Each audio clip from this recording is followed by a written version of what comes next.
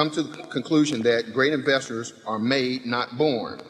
Do you and Mr. Munger agree with this conclusion? I would say that I don't know to what extent an ability to detach yourself from the crowd, for example. I don't know to what extent that's innate or to what extent that's learned, but that's a quality you need. I would agree totally with you that a great IQ is not needed. I mean, you do not have to be terrifically smart to do well as an investor at all. You have to be realistic. You have to just define your circle of competence accurately. You have to know what you don't know and not get enticed by it.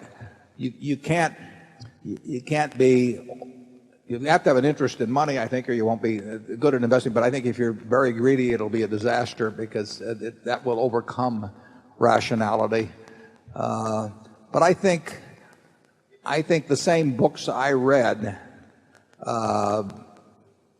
and really molded how I thought about businesses and investing. I think that they're just as valid now. I mean, I haven't seen anything in the last 25 years, and I glanced through most of the books anyway. I've seen nothing to improve on Graham and Fisher in terms of the basic approach of going about investing, which is to think about stocks as businesses and then think about what makes a good business.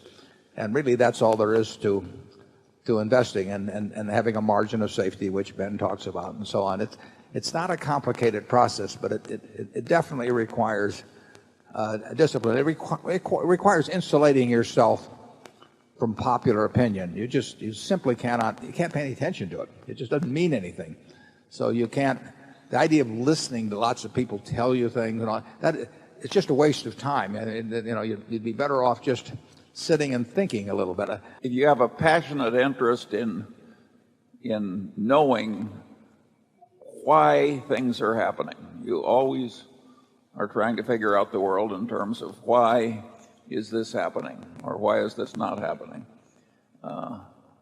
That cast of mind kept over long periods gradually improves your ability to cope with reality. And if you don't have that cast of mind, I think you're destined probably for failure, even if you've got a pretty high IQ.